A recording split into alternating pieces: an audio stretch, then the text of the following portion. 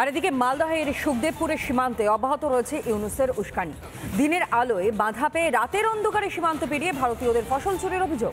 BSF এবং গ্রামবাসীদের বাধায় ফিরে যায় বাংলাদেশি অনুপ্রবেশকারীরা। আর এদিকে বিএসএফ এর ঘাড়ে বন্দুক রেখে সীমান্তে উস্কানি দেওয়া হচ্ছে বলে মন্তব্য করছেন মমতা। মোহাম্মদ ইউনূস আর ইউনূস বাহিনীর শিক্ষা এখনো হয়নি। আরো একবার ভারতীয়দের ফসল চুরি করতে এসে প্রতিরোধের মুখে। প্রথমে কাঁটাতার লাগাতে বাধা, তারপর সীমান্তে বারবার অশান্তির চেষ্টা। মালদহের সুখদেবপুরের সীমান্তে মোহাম্মদ ইউনূসের উস্কানি চলছে। দিনের আলোয় ভারতীয় সীমান্তরক্ষী ও গ্রামবাসীদের বাধায় পিছু হটতে হয়েছিল। এবার রাতের অন্ধকারে ভারতে অনুপ্রবেশ করে ফসল চুরির চেষ্টা বাংলাদেশি অনুপ্রবেশকারীদের। যদিও বিএসএফ এর তৎপরতায় সেই চেষ্টা ব্যর্থ হয়। করতে আসে কেন এরা? ওটা হচ্ছে ভিখারি দেশ, বুঝতে পারলে? ওই দেশে কিছু নেই। আমাদের যে গমের ভুসা হয় কিনা, ও সব ওরা নিয়ে পালাই। ধান তাও কেটে নিয়ে চলে গেছিল, ধান সব কেটে নিয়ে পালাবে। এখানে যে পানা কুচি গাছ আছে আমাদের ইন্ডিয়ার, ও সব নিয়ে পালাইছে।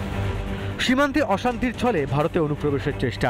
অনুপ্রবেশ রুখতে যখন ভারতীয়রা রুখে দাঁড়াচ্ছেন, তখনও মুখ্যমন্ত্রী দুষছেন বিএসএফকে। সীমান্তে উস্কানি দেওয়া হচ্ছে বলে অভিযোগ মমতার। গন্ডগোল বাঁধিয়ে দিয়ে সরে আসার আমি চাই। বর্ডার বিএসএফ এর আন্ডারে, বিএসএফ দায়িত্ব নিক যাতে বর্ডারে কোনো গন্ডগোল না হয়, শান্তি প্রতিষ্ঠা হয়। আর সেরকম যদি দেখেন, আমি লোকাল পুলিশকে বলবো দূর থেকে মাইকিং করে বলবেন আমাদের এপারের লোকেরা আপনারা ফিরে আসুন। মুখ্যমন্ত্রী মমতা বন্দ্যোপাধ্যায়ের মন্তব্যের পরেই ফুঁসছে সুখদেবপুরবাসী। ওই জমির ফসল যদি কেটে নিয়ে চলে যায় আর আমি হাতে হাত ধরিয়ে বসে থাকবো?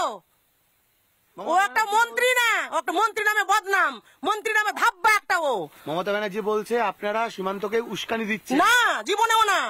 আমার দেশের ফৌজও উস্কানি দেয় না, আমার দেশের কেউ উস্কানি দেয় না। দেশের মাটি কিভাবে রক্ষা করতে হয় তা বুঝিয়ে দিয়েছেন সুখদেবপুরের গ্রামবাসীরা। বিএসএফ এর কাঁধে কাঁধ মিলিয়ে সীমান্ত পাহারা দিচ্ছেন তারা। অথচ এখানেও উস্কানি দেখছেন হে রাজ্যের মুখ্যমন্ত্রী। ভোট ব্যাংক বাঁচাতে তোষণের রাজনীতি মমতার। রিপাবলিক বাংলা। নানা ধরনের কন্টেন্ট দেখার জন্য লাইক করুন, শেয়ার করুন আমাদের ফেসবুক পেজ, সাবস্ক্রাইব করুন আমাদের ইউটিউব চ্যানেল। পাশাপাশি অন্যান্য ব্রেকিং নিউজের জন্য অবশ্যই চোখ রাখুন রিপাবলিক বাংলায়।